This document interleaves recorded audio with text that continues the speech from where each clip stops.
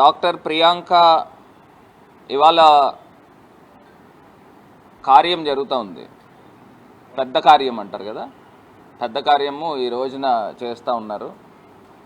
ప్రియాంక ఆత్మకి, డాక్టర్ ప్రియాంక ఆత్మకి శాంతి చేకూరాలని వాళ్ళ హిందూ రిచువల్స్ ప్రకారంగా కార్యక్రమం చేస్తూ ఉన్నారు. ఈ ప్రభుత్వము, ఈ పోలీస్ డిపార్ట్మెంట్ ఇన్ని 10 రోజులు దాటిన తర్వాత కూడా న్యాయం జరుగుతుందనే నమ్మకము రాష్ట్ర ప్రజలకు కానీ వారి కుటుంబ సభ్యులకు కానీ ఎవ్వరికీ కూడా కలగట్ల. ఎందుచేతనంటే ఇప్పుడు దాకా 4th town CI Prakash Nagar సిఐని ఇప్పుడు దాకా సస్పెండ్ చేయడం జరగల, కనీసం విధుల నుంచి తప్పించడం కూడా జరగల. డిఎస్పి కూడా ఏ రకమైన చర్యలు తీసుకున్నారో అది కూడా పూర్తి స్థాయిగా చెప్పడం జరగల. ఇవాళ ఒక్కటే అంశాన్ని లేవనెత్తుతా ఉన్నాం. 3వ తారీఖు రాత్రి ఆ ఘటన జరిగినప్పుడు ఆ సర్కిల్కి సంబంధించిన డిఎస్పి హాలిడేలో ఉన్నారా లేకపోతే ఆన్ డ్యూటీ ఉన్నారా అనేది ఫస్ట్ ప్రశ్న లేవనెత్తుతా ఉన్నా. ఒకవేళ ఆన్ డ్యూటీలో ఉంటే సెకండ్ షో సినిమాకి ఎలా వెళ్ళాడు?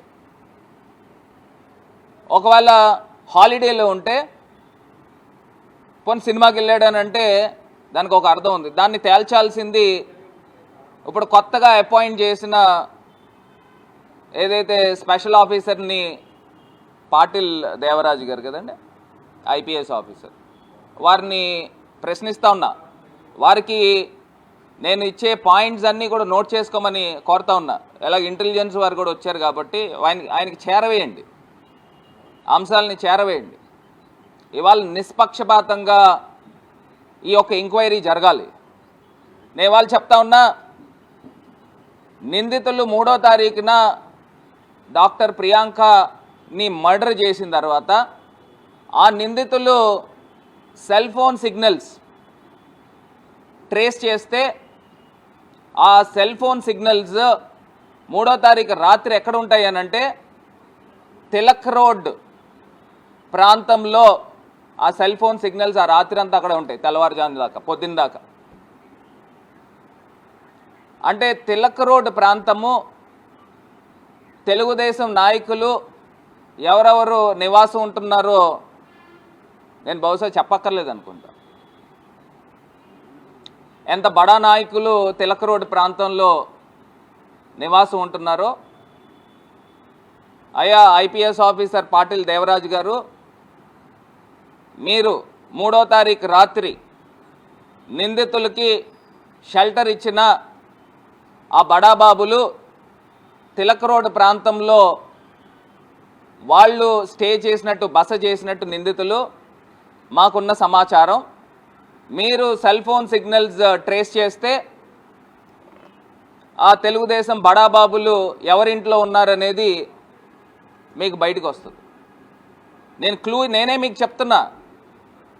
మీరు ఐపీఎస్ ఆఫీసర్, మీరు ఎంక్వైరీ చేసే లోపల వీళ్ళు ఎక్కడెక్కడ దాక్కున్నారు, ఎక్కడెక్కడ మసిలారు, ఈ అన్ని అంశాలను కూడా బయటికి తీస్తున్నాం. ఎందుకు సిఐ బాజీలాల్ని ఎందుకు ఇప్పటిదాకా ప్రభుత్వం ఉపేక్షిస్తూ ఉన్నారు? ఏంటి ఇది జగమెరిగిన సత్యం అండి. ఆయన నిందితుల్ని సేవ్ చేస్తున్నాడు అనేది క్లియర్గా అర్థమవుతుంది. 4వ తారీఖున నిందితులు సెల్ ఫోన్ ఎలా సీజ్ చేస్తారండి? నిందితులు దొరకకుండా వాళ్ళు సెల్ ఫోన్లు తీసుకొచ్చి పోలీస్ స్టేషన్లో పడేసిపోయారా? లేకపోతే ఇలా కార్లో వెళ్తూ పోలీస్ స్టేషన్లో సెల్ ఫోన్లు విసిరేసారా? అంటే నిందితులను పట్టుకుంటేనే కదా సెల్ ఫోన్లు సీజ్ చేస్తారు. మరి 4వ తారీఖే మీరు పట్టుకున్నప్పుడు నిందితుల్ని 6వ తారీఖు దాకా అరెస్ట్ ఎందుకు చూపించలేదు? అడుగుతా ఉన్నా, 6వ తారీఖు దాకా అరెస్ట్ ఎందుకు చూపించలేదు?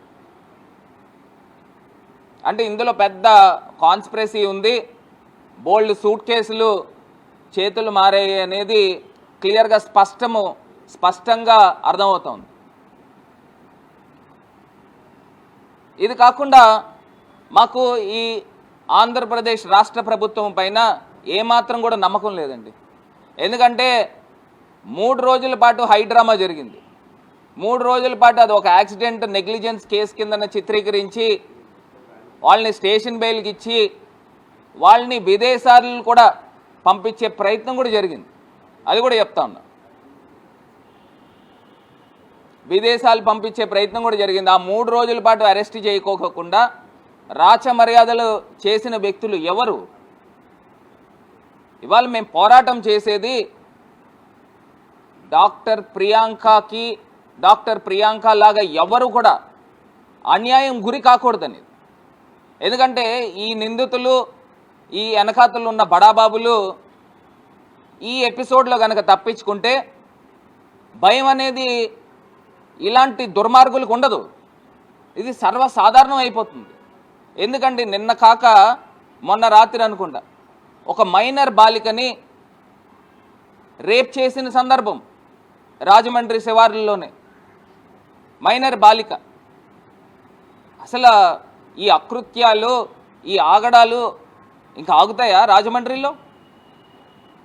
వీళ్ళకి ఎంత ధైర్యం ఎక్కడి నుంచి వస్తుంది? ఇలాంటి దుర్మార్గులకి, నిందితులకి ధైర్యం ఎక్కడి నుంచి వస్తుంది?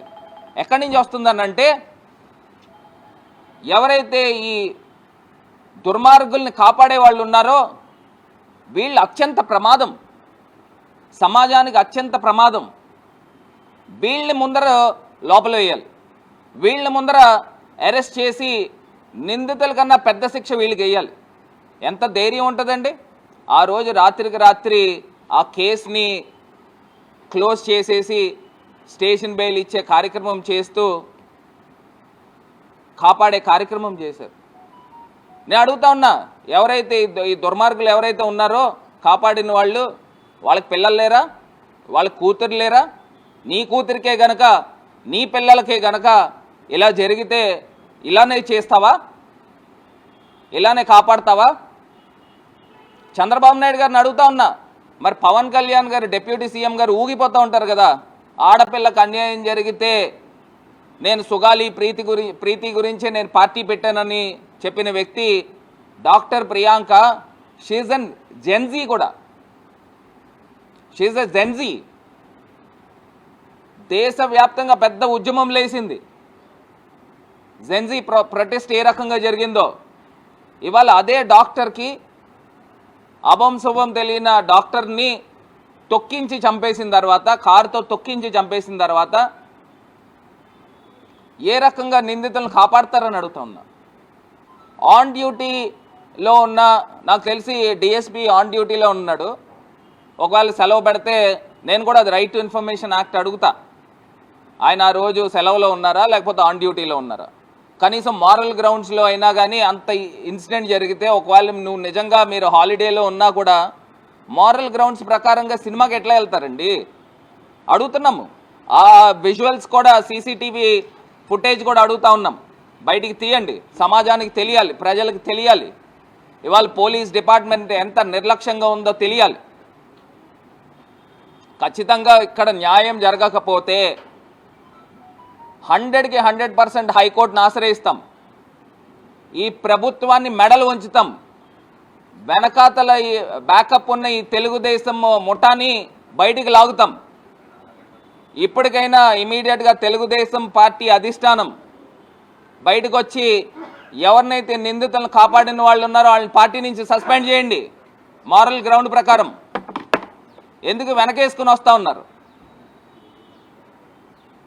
నేను ఇవాళ చెప్తున్నా, ఖచ్చితంగా సాక్ష్యాధారాలతో, మళ్ళీ చెప్తున్నా, సాక్ష్యాధారాలతో త్వరలో బయట పెడతా.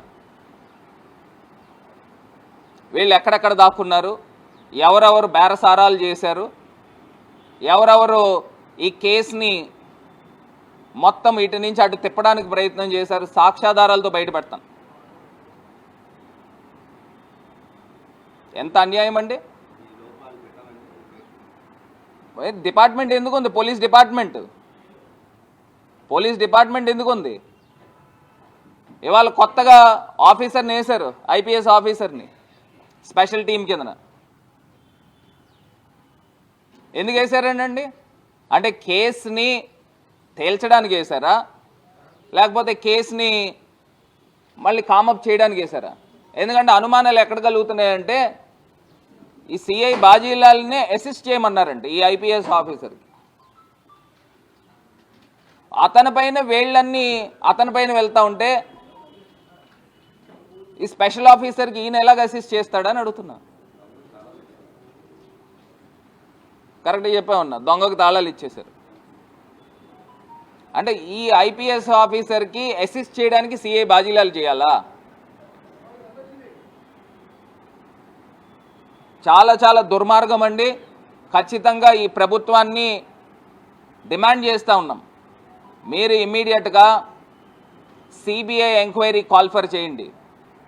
మీ దగ్గరే ట్రాన్స్పరెన్సీ ఉంటే సిబిఐ ఎంక్వైరీ కాల్ఫర్ చేయండి.